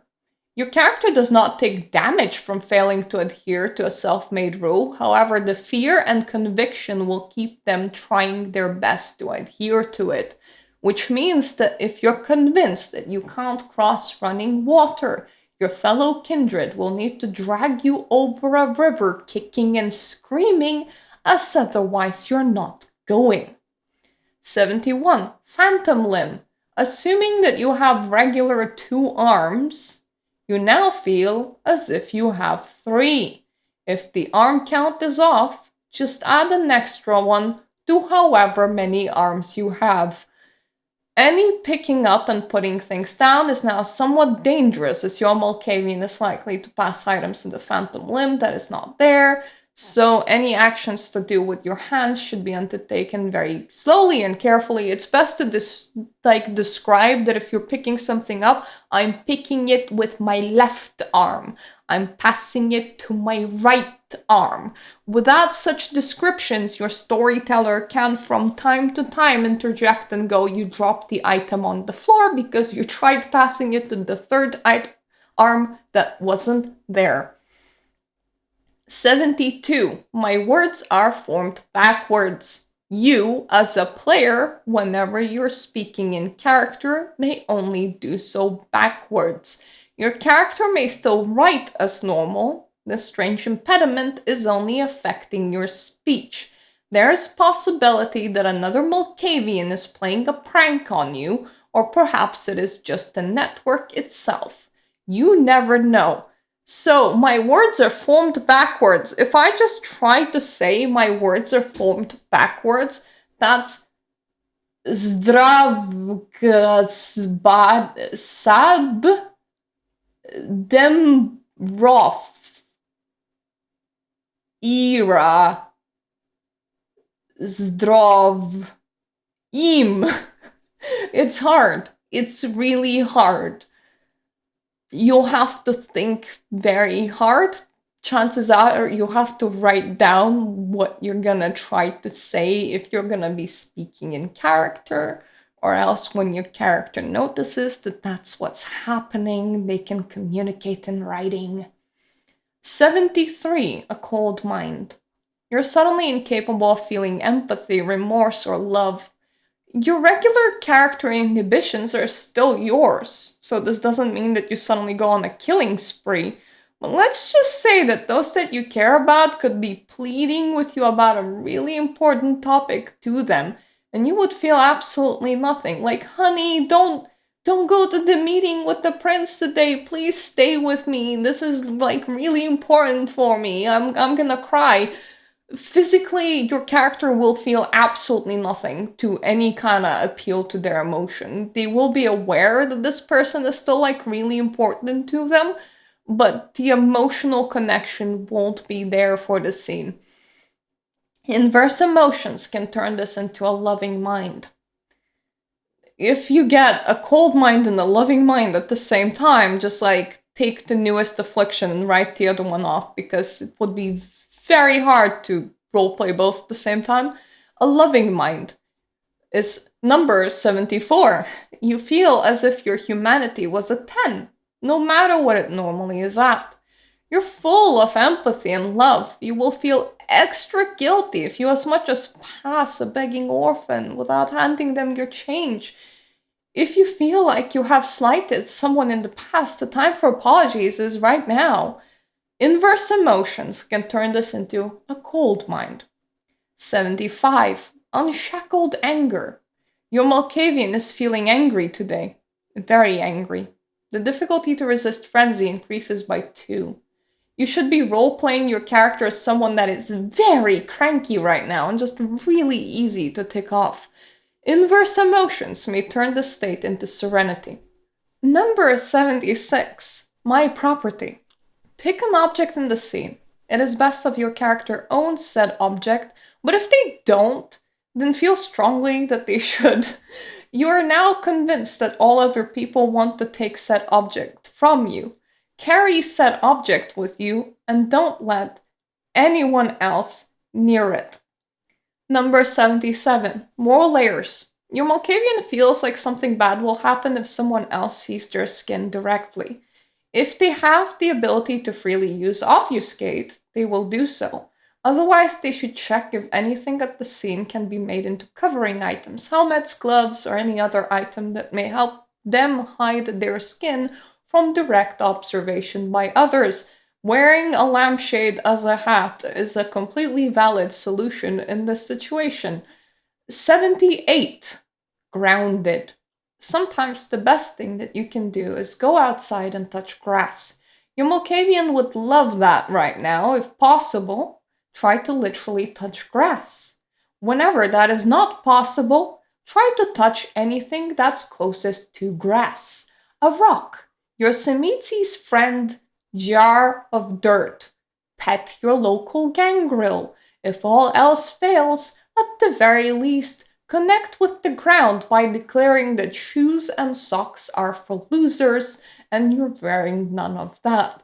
Your odd behavior with a desire to connect with nature or grass or rocks will last the entire scene. It's not like it's a one-time thing, so just don't wear shoes or be extra clingy to animal companions slash gangrels or really want to hug that jar of dirt of your Zimitzi friends, which they will very much not be happy about. 79. Sense of doom. Your Malkavian is feeling a looming sense of impending doom. The sense is so strong that they're convinced that tomorrow might just not come for them. Their behavior will care less about consequences, and if there was something that they wanted to do, but were holding themselves away from doing, now may be the time to do it, as there may not be another night to do it in. This one is kind of dangerous because you might actually decide that you're gonna illegally embrace somebody, for example, to become a Malkavian, if that's what you wanted to do, because your character is just convinced that tomorrow they're not gonna be alive anymore. So the time to do everything that they wanted to do, everything that matters to them the most, is right now. Number 80, brain fog. It is hard to concentrate and think. It is as if your Malkavian's thoughts all end halfway without actually completing. Take a -2 penalty to all dice rolls to do with using your mental attributes. Your character communicates slower than normal. They take more pauses and require more time to answer questions. And are sounds that you can use quite a lot. You can just speak slower, like take more time to think about things. You are decisive, but it's just hard to think right now. Number 81, I see dead people. Your Malkavian now sees ghosts, except that there's no way for your Malkavian to verify if these are indeed ghosts, echoes from the past, or simply scary imagery that their mind is generating. Your storyteller should inform you if your character is seeing something unusual in the environment outside of what everyone else is seeing. Number 82, lucky. You don't know who is pulling the strings for you, but whoever it is, you are thankful. Every roll that you make receives a +1 bonus dice to it. You're feeling confident, and everything seems to be going your way. Number 83, Veil of Silence. Your Malkavian goes entirely mute. If your Malkavian is getting threatened or coerced, they may speak, but must use the least amount of words possible to get through this communication. This affliction is considered more important than any other speech afflictions, and therefore, if two speech afflictions are happening to your character at the same time, it is this one that you should be following. Number 84, infectious. Your Malkavian is fine, however, every mortal in the same room as them suddenly begins to suffer from the mental ailment that they're most likely to suffer from. So, alcoholics would really want to drink, gambling addicts would really want to gamble right now, people with mood swings would start swinging wildly. If your Malkavian is in an open space, then assume that the affected area around them is 10-foot radius. People that are far enough away from the Malkavian should not get affected, and the effect creeps on gradually. So a passerby may only feel a little twinge, while someone that spends hours sitting around the Malkavian may end up experiencing a full-blown breakdown. Distance from Malkavian will help this flare-up to gradually diminish and disappear. Your Malkavian is not aware that they're having this effect unless they end up deducing from the events taking place around them.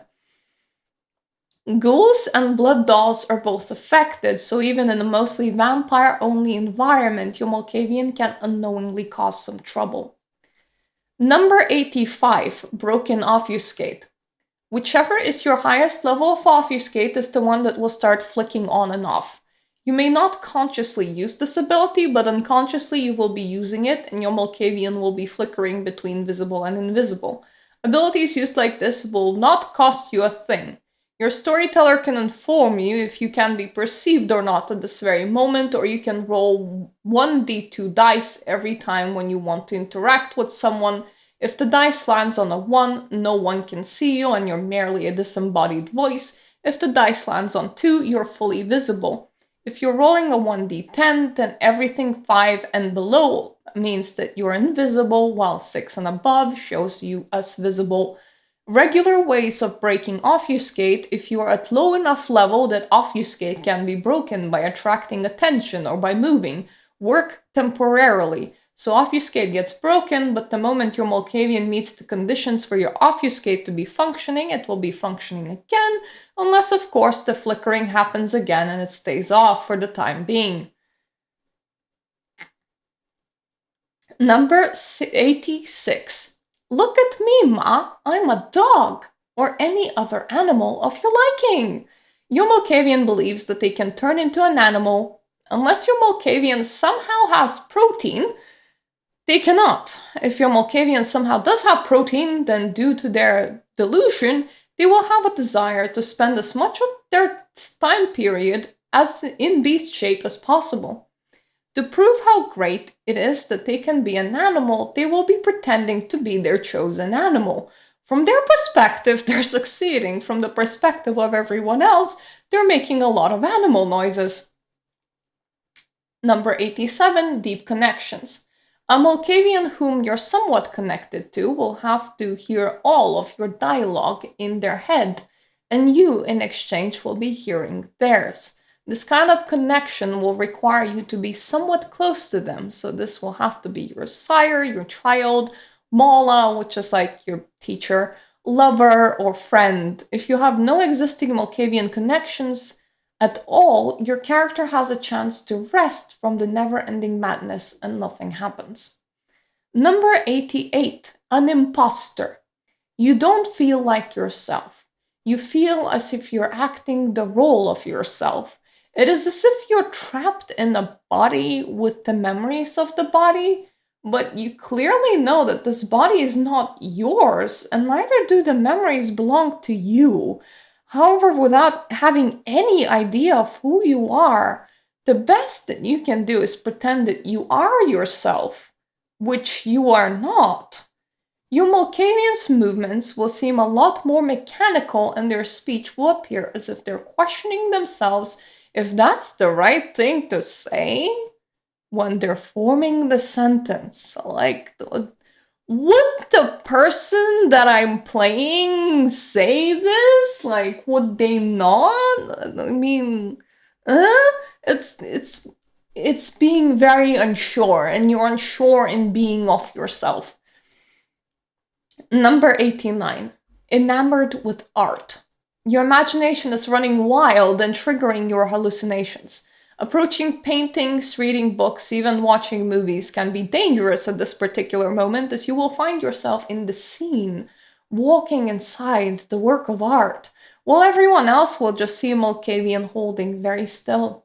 If you happen to gaze at a painting, read a book, or watch a movie, you will need another character to physically shake you in order to get you to be able to move again. Movies are the least dangerous, as they will naturally end, and your temporary lost in thoughts paralysis will end with them, while paintings present the most danger, as you will stay that way until your day slumber will take you into dreamland, unless someone is there and is like, hey buddy, like move. And you have to hope that the painting that you fell into wasn't like close to a window and you're not risking sun damage. Number 90, false memories. Take the previous scene that your character was at. Pick a specific character that was also in that scene with you. Change what they did and said. The version of events that you just made up is the version of events that your Malkavian is remembering. Perhaps they're remembering their coterie members being more over the top or more offensive towards your character, or perhaps they're remembering themselves in a better light than what happened in the previous scene. Either way, your Malkavian is prepared to die on this hill because in their mind, this is the accurate memory. And you can use this for very dramatic scenes or like scenes where your character did something that they weren't supposed to. Like if they killed a person, you can now form a memory that I did not kill that person. Another person in my coterie killed that person. So actually, I'm kind of angry at them because how dare they kill a person? You can instead like take the victory for a boss fight because you remember putting in that last hit, no matter that's true or not. It's you can remember that like another person was like F you to you and made you very mad, even though they did no such thing. You're effectively fabricating a memory. You can fabricate this to be whatever you want it to be. Just like, I suppose, make it like somewhat interesting. Don't just be like, well, instead of one cloud in the sky, there's two. Like, make it relate to your social relationships, is the advice that I'm giving. Number 91, parasocial relationships. Pick a character that your Malkavian knows, and preferably one that is in the scene with them right now, but is not close to. Your Malkavian has convinced themselves that this character is their buddy, their mala, their admirer, or any other possible positive relationship role that this character could play that they're most definitely not playing. So, like, you could approach the prince and be like, hey, buddy, my old friend, or like, oh my god, Sheriff is such a fangirl for me, when none of those statements are true, but that's what you believe they are. Whenever your Malkavian has to interact with this character, they will interact as if this fictitious relationship was true. Such fondness will only last until this derangement wears off. Number 92. I'm a half. Pick one side of your Malkavian's body. It is now suddenly feeling paralyzed.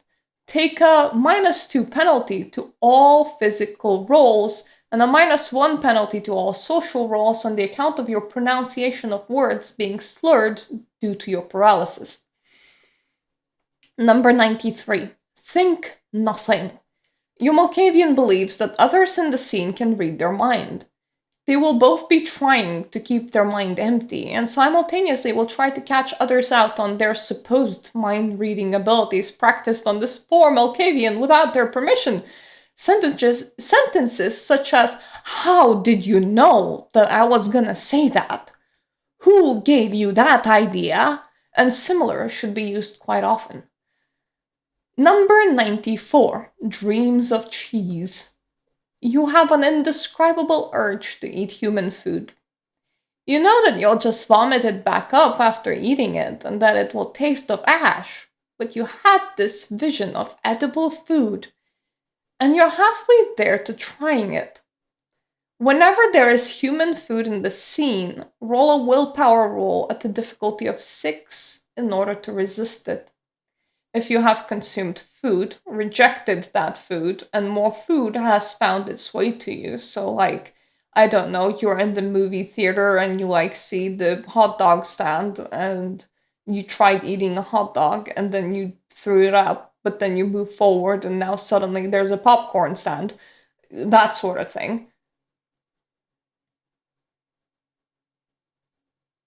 The difficulty of the willpower roll will reduce to 4. If you fail this one too and the same happens, the new difficulty is 2. After that, you may not fail anymore, as your Malkavian is fully disillusioned and does not have any desire to try again. Like, the maximum amount of food that you can lose a roll to and try is like 3 that night, and then it will probably finally dawn on you that no, you really cannot eat food. Number 95. Whose puppet am I? Your Malkavian is convinced that their wants, actions, and impulses are not their own. As such, they are second-guessing themselves on every single action that they're planning to take.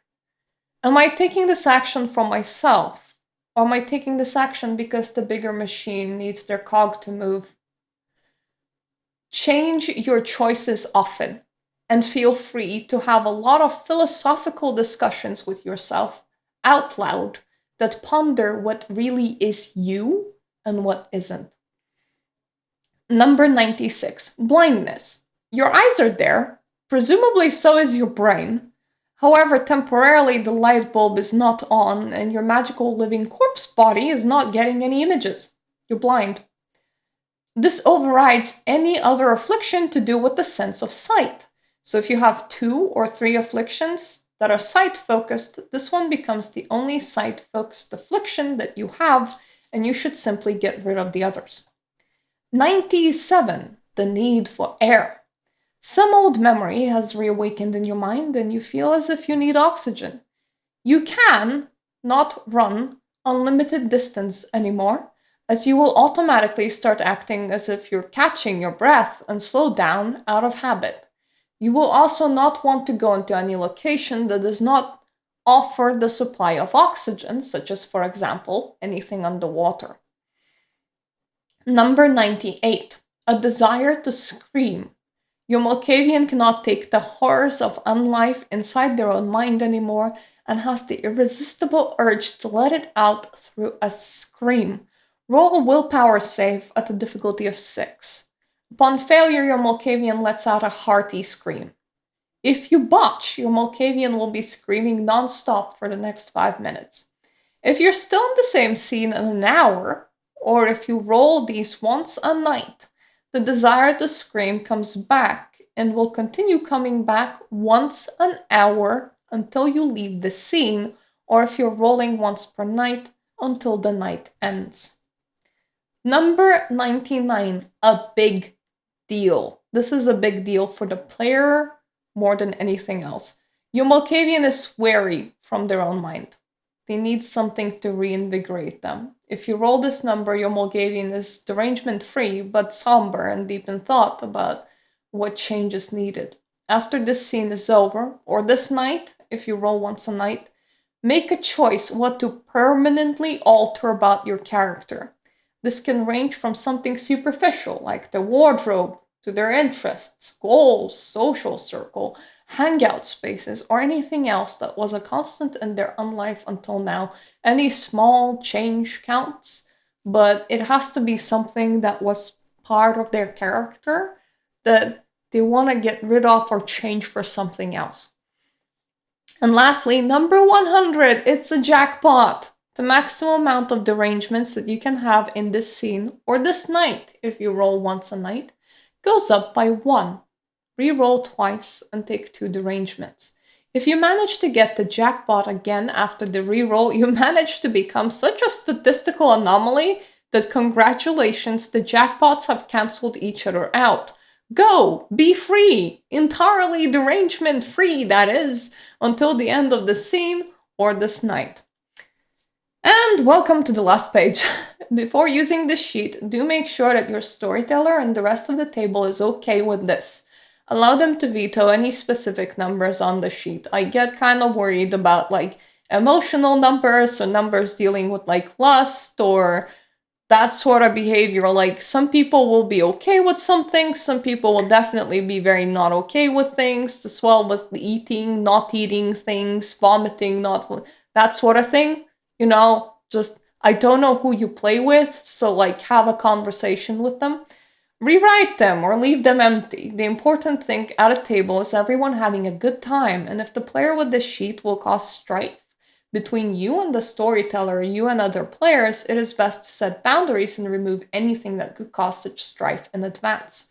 Some of the numbers here are as powerful as 5-dot traits, especially ones to do with gaining insight into other Malkavians or other characters in general. However, this sheet has so many ways to seriously gimp your character that a couple of niceties seem natural to place just to give your character a little bit of a rest from their own troubled mind, and if the storyteller is not okay with that, they can veto like specific entries.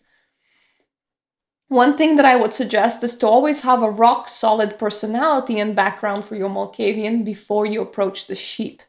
Remember that this isn't your character. This is just the quirk that your character has and has to deal with. Some of the things that you can roll here change their emotional state or how they think or act momentarily. After that wears off, how does your character feel about it? Take the time to reflect on your character's journey and actions towards others. Whenever you have a scene in which they have rolled a lesser effect that doesn't quite cloud their minds as much, chances are your coterie or anyone close to your character will be used to your character acting as your character, but this doesn't mean that your character won't feel a sense of guilt or embarrassment over their lack of self control over themselves. I hope I provided a good mix of both serious and goofy in the list, and I hope that this list is enjoyable to play. Thank you so much for reading it all, and if possible, if you do end up using this write up and role playing it, drop me a comment on either Reddit or YouTube. I'm Mirta000 on both, and let me tell me how it went. It would really make my day if I knew that someone actually used this write up and hopefully had a good time playing with it. So, this is a 2-hour video now. If you're still here, thank you for listening for me ramble on for so long. I do hope that at least somebody ends up using this. I kind of want to feel like what I invested my time and energy was good enough to bring somebody else joy. I'm gonna put it that way. And it would make me happy if somebody actually found this cool, because I found it cool, but I'm myself and this is my own thing, so, doesn't count. If you like Vampire the Masquerade tabletop content, I'm currently uploading one video of that every single week. Be warned that this channel does a lot of video game content. This channel can sometimes do some spirituality stuff. It is a big mishmash, so make sure that you like what you see. And if you do like what you see, please subscribe. The link to the whole document is in the description down below. It is pay what you want, which means that you can give me $0, and that's perfectly fine. And also, thank you so much for my Patreons, for supporting me and for letting me do videos like these, for letting me lose myself in writing and produce content such as this. Your support is really appreciated. So thank you for watching, and I hope I get to see you some other time on a different video of mine. Toodaloo.